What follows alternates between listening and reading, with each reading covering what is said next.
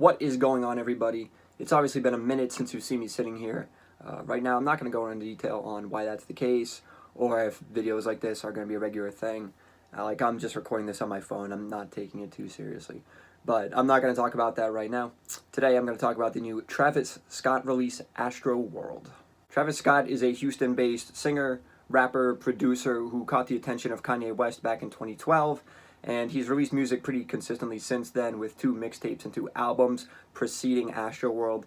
He's had plenty of hits. And no, I'm not even including the collaboration he did with Quavo, because I honestly don't remember a single thing about it. I've always enjoyed Travis's sound. If you're familiar with him at all, you know his auto-tuned heavy vocals over these dark, trap, atmospheric beats. I enjoyed Rodeo, the first album he put out.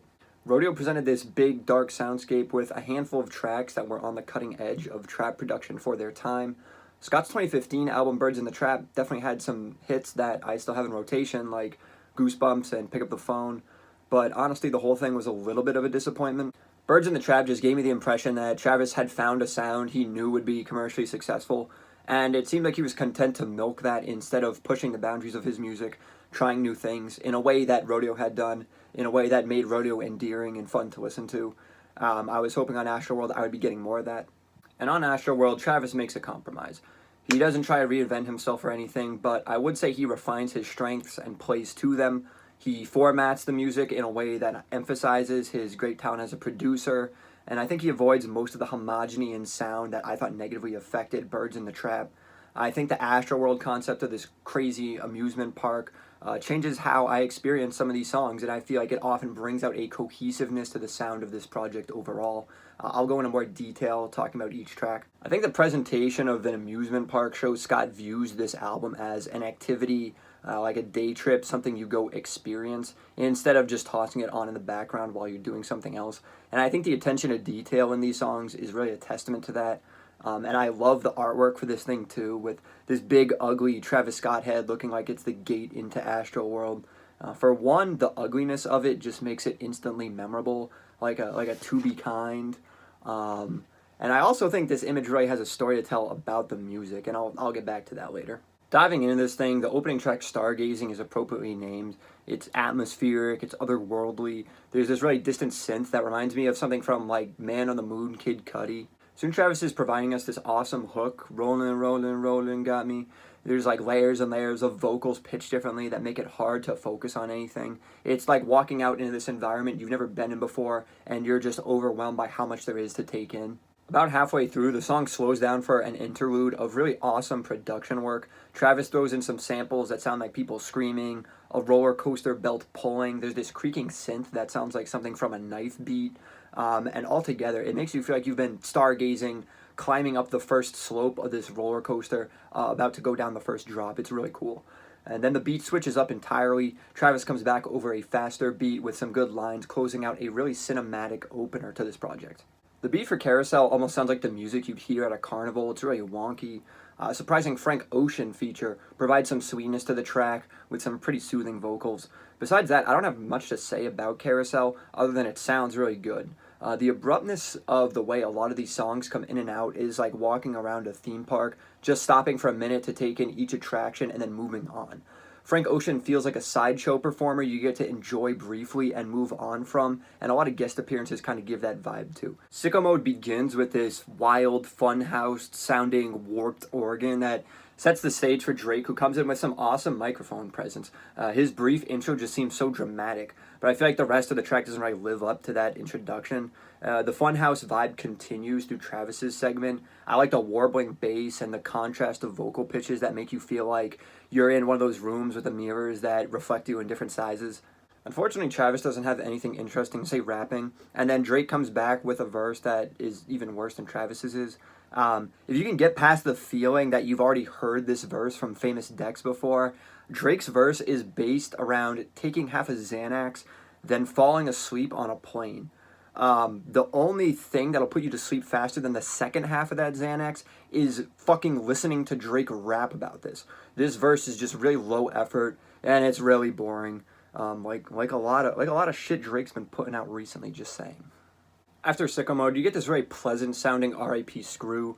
The vocal effects on this thing are absolutely gorgeous. The melodies are super gentle. The hook has these embedded synth hits that are so satisfying. Everything about this feels like a cool, clear spring night. It's like Travis created this peaceful ambiance in memory of the former Houston DJ the song's named after.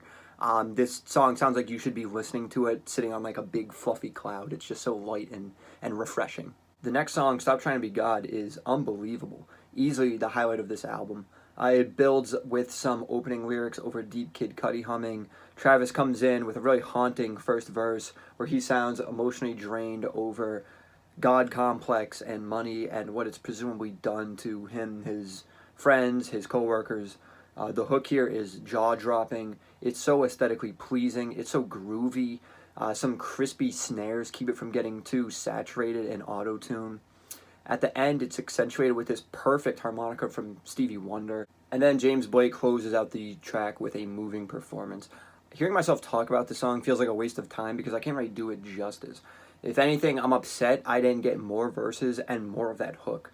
The fact that Travis calls to attention a pretty interesting topic like God complex and probably seeing some of his fellow artists trapped in that sort of mentality is just icing on the cake because he doesn't always bring an interesting perspective to every single song. I'm not really sure what to make of No Bystanders, the next song. I like the Party Never Ends hook. I can't really connect how Travis's verses work in the context of the hooks and refrains here, but I appreciate the energy he brings to them. There's also this Fuck the Club Up sample, so out of place it feels silly in a good way.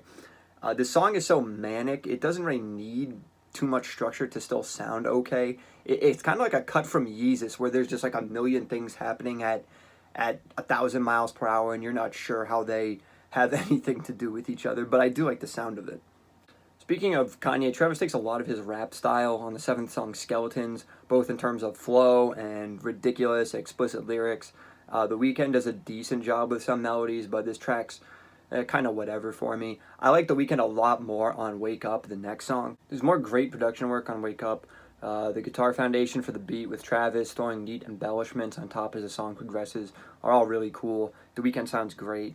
The lyrics are definitely easy on the ears, and I like the way the track ends, a really dreamy, spacey breath of air before it leads into the next song, 5% Tint. The beat on 5% Tint is great. It's this like dark waltz that creates a lot of tension.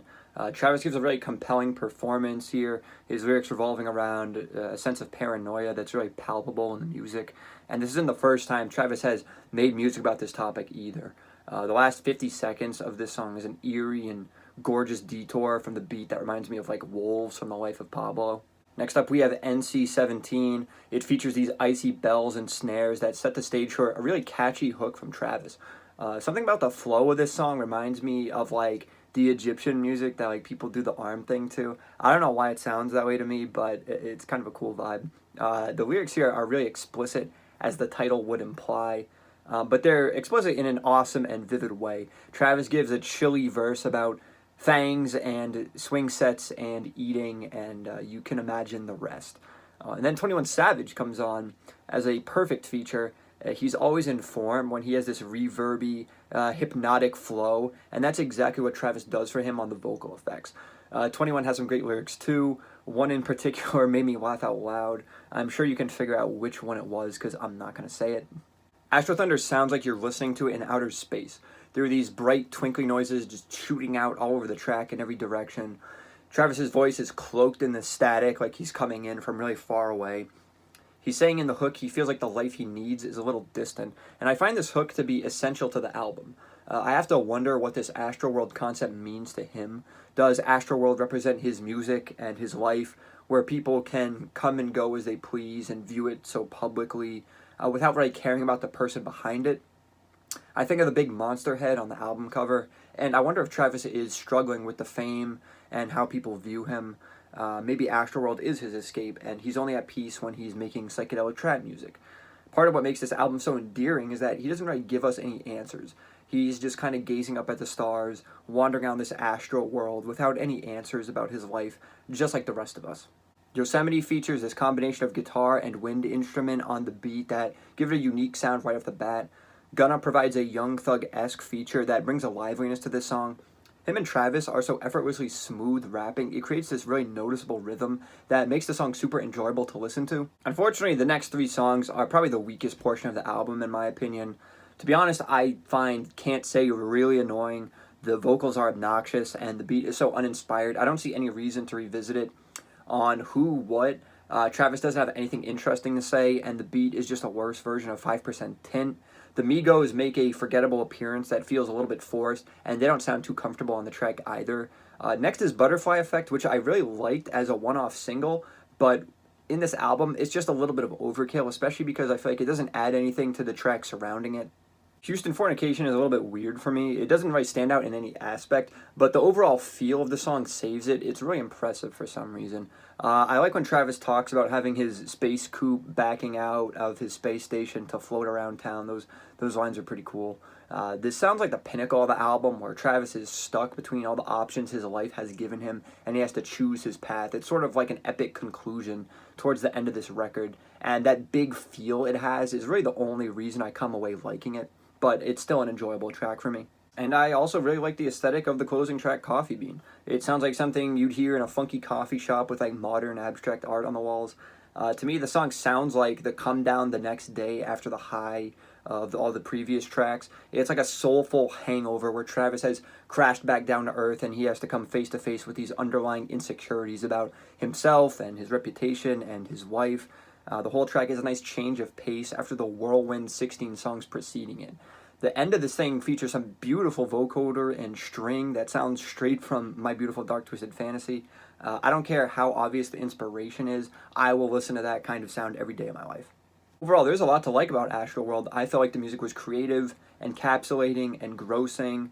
I felt like the sequencing of the songs felt right, the pacing was perfect, and I walked away only not liking maybe two or three of the songs on the 17-song album.